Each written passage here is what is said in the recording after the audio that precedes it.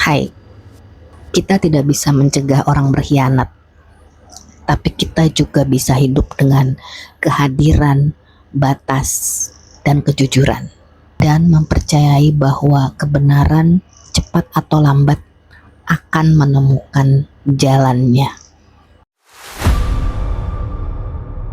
Akhir-akhir ini media sosial dipenuhi dengan cerita soal perselingkuhan. Podcast, potongan video, pengakuan artis, bahkan pejabat. Semua dibahas, semua diurai. Dan tanpa kita sadari, itu menanamkan satu perasaan kolektif, yaitu cemas.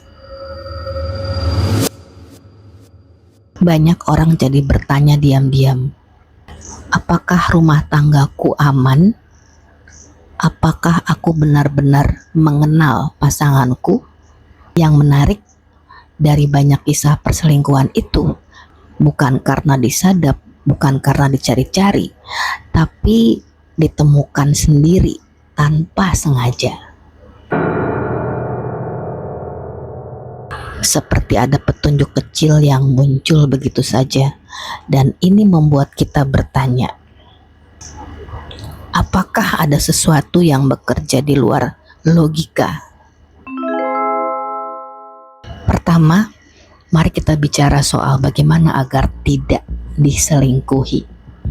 Aku ingin jujur, tidak ada formula mutlak untuk mencegah pengkhianatan, karena selingkuh selalu lahir dari keputusan pelaku, bukan kegagalan pasangan. Tapi ada hal-hal yang bisa kita rawat, bukan untuk mengontrol, melainkan untuk menjaga kualitas hubungan.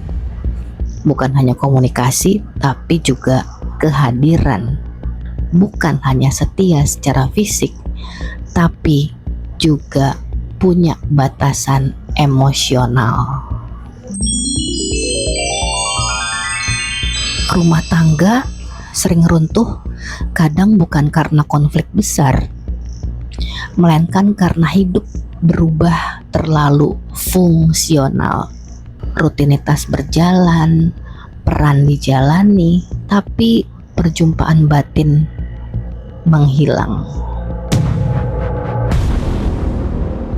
Yang pertama, jangan langsung menyalahkan diri sendiri. Perselingkuhan bukan ukuran kegagalanmu sebagai pasangan. Yang kedua, beri waktu untuk membedakan mana fakta dan mana keputusan. Fakta perselingkuhan terjadi. Keputusan adalah bertahan, jeda, atau berpisah.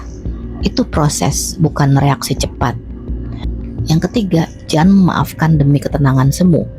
Luka yang tidak diproses akan tinggal diam-diam di dalam tubuh. Dan yang paling penting, dengarkan tubuh dan batinmu. Kadang mereka lebih jujur daripada saran siapapun. Perselingkuhan mungkin bukan akhir dari segalanya, tapi ia selalu akhir dari kepolosan dalam hubungan. Setelah itu tidak ada yang kembali sama. Yang ada hanyalah pilihan, dibangun ulang dengan kesadaran atau dilepas dengan kejujuran.